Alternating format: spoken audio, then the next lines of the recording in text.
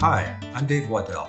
I've worked for the past 30 years helping schools improve the environmental health and safety of their science, art, and technology programs. As an offshoot of this, I've helped amateur and professional artists stay healthy and protect the environment while creating vibrant art. So welcome back to the Art Hazards Toxicology module. This is part 4. We'll be talking about toxic acids. We all know that acids can cause severe skin burns, but they can also be toxic if you inhale them and sometimes if you absorb them through your skin. Glass etching compounds often are acidic.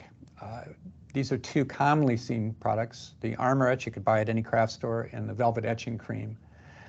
Basically, these are used to dissolve silica, so they're used to etch mirrors, etch other glassware. The ultimate glass etching compound is hydrofluoric acid.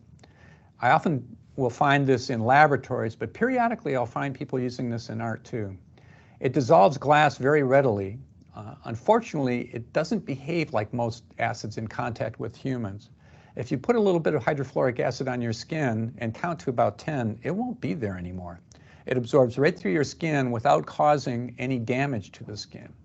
And it acts as an anesthetic, so you don't actually feel it burning like you do with other acids that are actively dissolving your skin. Once inside your body, it will start dissolving your bones and reacting with your bloodstream to form a poisonous compound. The immediate response, you'll be very, very ill. It could potentially kill you if you have even a small amount of this stuff come in contact with your skin. If it doesn't kill you right away, you're going to be in extreme pain for a long period of time. It may cause gangrene.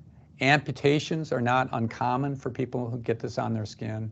As little as half a pint can cause death in contact with your skin. And one of the places we find it, including my cabin up in northern Michigan where my mom was using it as a toilet stain remover because it dissolves the enamel in your toilet.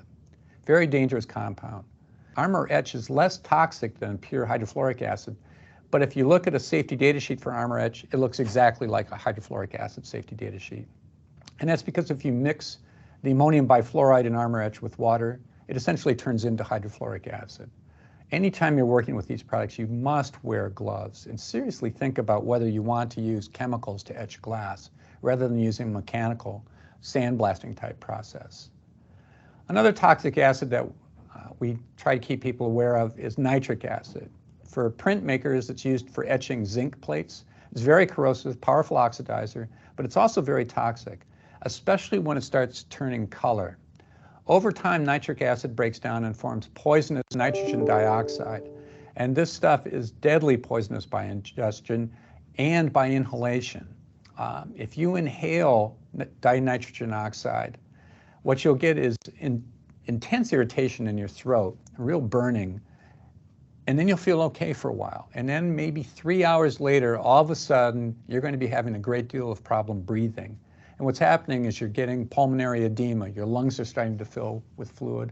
I know one art teacher who inhaled some of this stuff, was eating at home, collapsed at the dinner table, went into respiratory arrest, was in a coma for 8 days, and thankfully came out of it.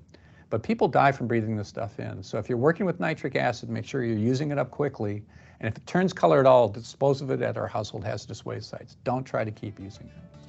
To learn more about chemical hazards in schools, visit doh.wa.gov/school environment.